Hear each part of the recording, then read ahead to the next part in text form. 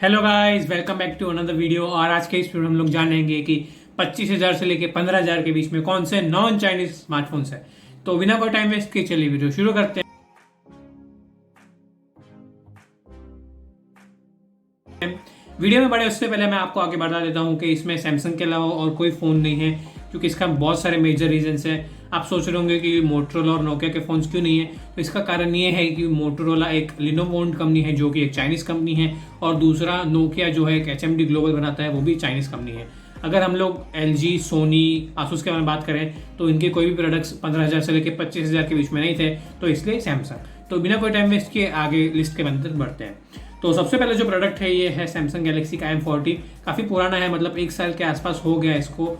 और इसके स्पेक्स के बारे में बात करें तो स्नैपड्रैगन 675 है, ट्रिपल कैमरास के साथ आता है, 32+8+5, और फ्रंट मेगापिक्सल 16 मेगापिक्सल का कैमरा है।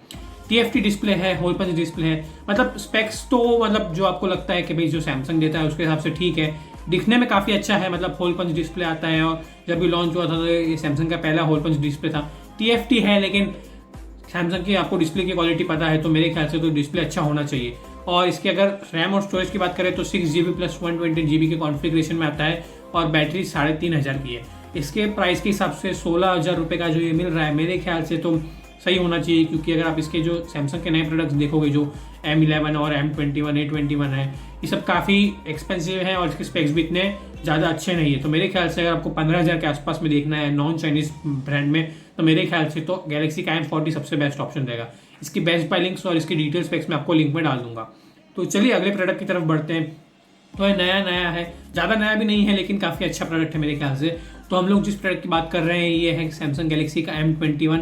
16,500 में आता है, 9611। मेरे ख्याल से तो आप ये लिस्ट में अभी इसके प्रोसेसर के अलावा कोई और प्रोसेसर सुनेंगे ही नहीं। एक्जीनोस का 9611 10 नैनोमीटर के साथ आता है, तो मेरे ख्याल से तो काफ़ी सही रहना चाहिए। इसके और स्पेक्स के बारे में बात करें तो 48+8+5 मेगापिक्सल का बैक कैमरे में कॉन्फ़िगरेशन है, और 20 मेगापिक्सल का फ्रंट कैमरा है। 6+128GB के कॉन्फ़िगरेशन में है, सुपर एमोलेड डिस्प्ले है, और 6000 mAh की बैटरी है। तो मेरे ख्याल से 16,500 में ये सबसे बेस्ट स्मार्टफोन होना चाहिए। अगर आपको ज़्यादा पुराना नहीं चाहिए, थोड़ा मॉडर्न में चाहिए, तो मेरे ख्याल से M21 आपके लिए काफ़ी अच्छा ऑप्शन रह सकता है। इसके बेजल्स थोड़े मोटे हैं कंपेयर टू जो लेटेस्ट नए प्रोडक्ट्स आ रहे हैं सैमसंग के, लेकिन अगर आपको चाहिए तो मेरे ख्याल से ये काफ़ी अच्छा ऑप्शन है। आप इसको डेफिनेटली जाके देख सकते हैं। एज यूजुअल आपको बेस्ट बाय लिंक और इसके डिटेल स्पेक्स आपको डिस्क्रिप्शन में मिल जाएंगे। चलिए अगले प्रोडक्ट की तरफ बढ़ते हैं। ये भी काफ़ी पुराना है, मतलब किसका नया लेटेस्ट वर्जन आया है उसके बारे में हम लोग आगे बात करेंगे। लेकिन ये जो प्रोडक्ट है ये सैमसंग गैलेक्सी M31 है। 2020 में ही लॉन्च हुआ था, फरवरी 2020 आई गेस के आसपास लॉन्च हुआ था। इसका प्राइस अभी 18,000 के आसपास है। इसके स्पेक्स के बारे में बात करें तो 9611 एक्जीनोस का 64+12+5+5 इसका रियर कैमरे का कॉन्फ़िगरेशन है। 32 मेगापिक्सल का सेल्फी कैमरा मिलता है, और सुपर एमोलेड डिस्प्ले है। 6+120GB का कॉन्फ़िगरेशन है, और 6000 mAh की बैटरी है। तो 18,000 रुपये में 6000 mAh बैटरी के साथ 120GB कॉन्फ़िगरेशन और 64 मेगापिक्सल का कैमरा, क्या लगता है आपको अच्छा फ़ोन है? तो मेरे ख्याल से तो भाई मेरे को तो अच्छा लग रहा है। इसके लुक्स में ये इतना अच्छा नहीं है, मतलब थोड़ा मोटा है, और इसकी जो पीछे का जो कैमरा है वो भी ठीक ठाक है, इतना कुछ ज़्यादा अच्छे नहीं दिखता है। लेकिन अगर आपको काम चलाना है, शो ऑफ नहीं करना है, तो मेरे ख्याल से तो काफ़ी अच्छा ऑप्शन रह सकता है। आप इसको डेफिनेटली जाके खरीद सकते हैं, मेरी तरफ से गो है। तो चलिए आगे बढ़ते हैं। इसका जो नया प्रोडक्ट है, इसका जो बड़ा भाई है, बड़ा भाई बोले या इसकी बहन बोले, इसका कुछ आइडिया नहीं है, क्योंकि ये दोनों में सेम ही है, ज़्यादा कुछ फ़र्क है नहीं। तो इसके हम बात करते हैं तो सैमसंग गैलेक्सी M31s स्मार्ट। हाँ, सो इसका जो प्राइस है ये 19,500 का है, 1,500 का फ़र्क है। लेकिन उस 1,500 में क्या मिलता है हमको चेंजेस?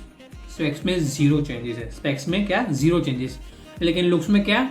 180 डिग्री टर्न मारा है, जहाँ पे ये सैमसंग गैलेक्सी M31 एकदम ही नॉन स्टाइलिश है। ये गैलेक्सी M31s एकदम स्टाइलिश है। मतलब मेरे को तो बहुत अच्छा लगा। मैंने जब इसको फर्स्ट इंप्रेशन देखा था कि भाई इतना मस्त इन लोग ने, मतलब ऑलमोस्ट गैलेक्सी A51 जैसे लुक्स दे दिए हैं। साइड फिंगरप्रिंट माउंट करके दे दिया है, और गैलेक्सी कैमरा और वो सब भी इसके अंदर काफ़ी, मतलब One UI 2.0 के साथ आता है। बाकी सब जो मैंने ऊपर बताया वो One UI 1 के साथ आते थे, तो One UI 2.0 में काफ़ी सारे फ्लैगशिप फीचर्स जैसे कि वन टेक और काफ़ी AR डूडल्स और काफ़ी सारे नए नए फीचर्स डाल के दिए, जो काफ़ी अच्छी चीज़ है। तो अगर आपको नया स्टाइलिश लुक 20,000 के नीचे खरीदना है, डिसेंट स्पेक्स और डिसेंट स्पेसिफिकेशंस के साथ, तो मेरे ख्याल से तो गैलेक्सी M31s काफ़ी अच्छा बैट होएगा।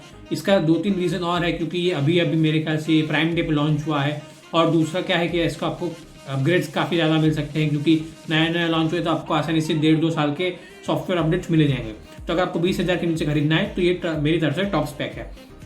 तो चलिए अभी अगला प्रोडक्ट की तरफ बात करते हैं। तो वो प्रोडक्ट कौन सा है, तो ये है ए सीरीज की तरफ हम लोग बढ़ चुके हैं। अभी ये भी नया नया लॉन्च हुआ है, मेरे ख्याल से 1 महीने के आसपास हुआ है। इसका नाम है गैलेक्सी A31। इसके स्पेक्स की बात करें तो 9611 है, 48+8+5 का रियर कॉन्फ़िगरेशन है कैमरा का, और सेल्फी 20 मेगापिक्सल का कैमरा, 6+128 GB की कॉन्फ़िगरेशन है और 5000 mAh के साथ आता है। अगर इसकी प्राइस के बारे में बात करें तो 21,000 के आसपास आपको मिल जाएगा।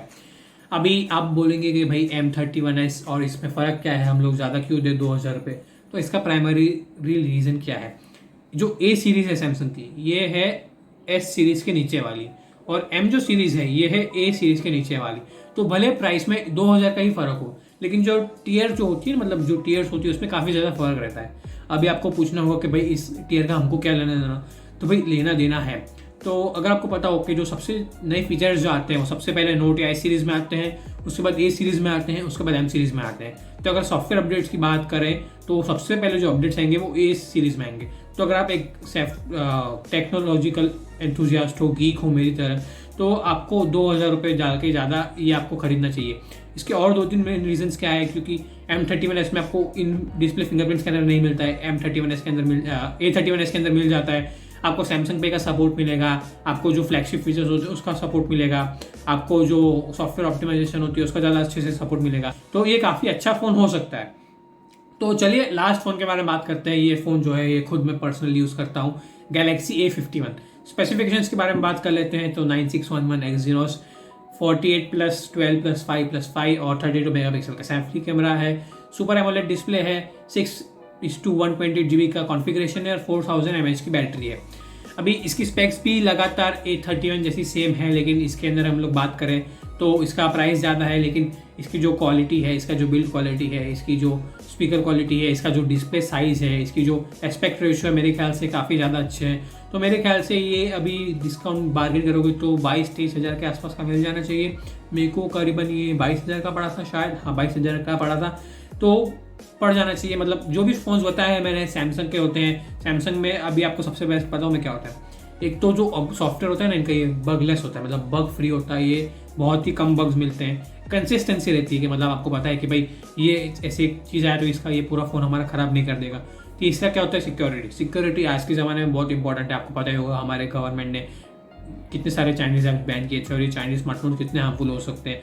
तो ये सिक्योरिटी बहुत मेजर कंसर्न है, आपको इसका ध्यान रखना चाहिए। ऐसा नहीं कि हमारा कुछ पर्सनल डेटा नहीं है उससे कुछ फ़र्क नहीं पड़ता है, भाई फ़र्क पड़ता है। आपकी बैंकिंग डिटेल्स आपके मोबाइल से लिंक्ड होती है, आपके मोबाइल नंबर से लिंक्ड होती है, तो कुछ भी अगर आड़ा टेढ़ा हुआ, SMS लिंक आए, कुछ भी हुआ तो काफ़ी सारी चीज़ें कॉम्प्रोमाइज़ हो सकती है, इसलिए आपको इसका चीज़ का ध्यान रखना है। तो मेरे ख्याल से तो आप नॉन चाइनीज़ लोग हैं तो काफ़ी अच्छी बात है।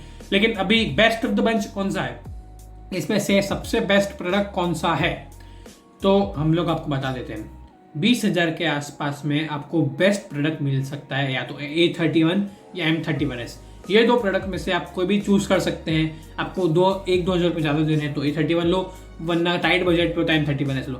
काफ़ी दोनों बढ़िया बजट है, दोनों की बैटरी लाइफ भी काफ़ी अच्छी है, दोनों के आपको डिस्प्ले तो पता होगा कि कैसे टॉप नॉच क्वालिटी के आते हैं, दोनों का एस्पेक्ट रेशियो अच्छा है, स्पीकर क्वालिटी अच्छा है, और दोनों के प्रोसेसर्स भी ठीक ठाक है, मतलब ठीक ठाक मतलब अच्छे हैं, 675 से अच्छे हैं और 730 के से थोड़े नीचे। मतलब अगर आप गेमिंग कर लेते हो, नॉर्मल गेमिंग करते हो, हार्डकोर गेमर नहीं हो, तो मेरे ख्याल से 9611 चल जाना चाहिए। ये जो मीडिया है बना के रखी है कि 9611 बेकार है, ओवर प्राइस्ड है, ये सब चीज़ों को साइड में जाने दो। 9611 काफ़ी सही प्रोसेसर है, इतना सुपीरियर भी नहीं है, लेकिन काम चल जाता है। नॉर्मल अच्छा खासा हार्डकोर यूज़र जो मेरी तरह है उसके लिए काम चल रहा है, तो आपके लिए भी चल जाना चाहिए।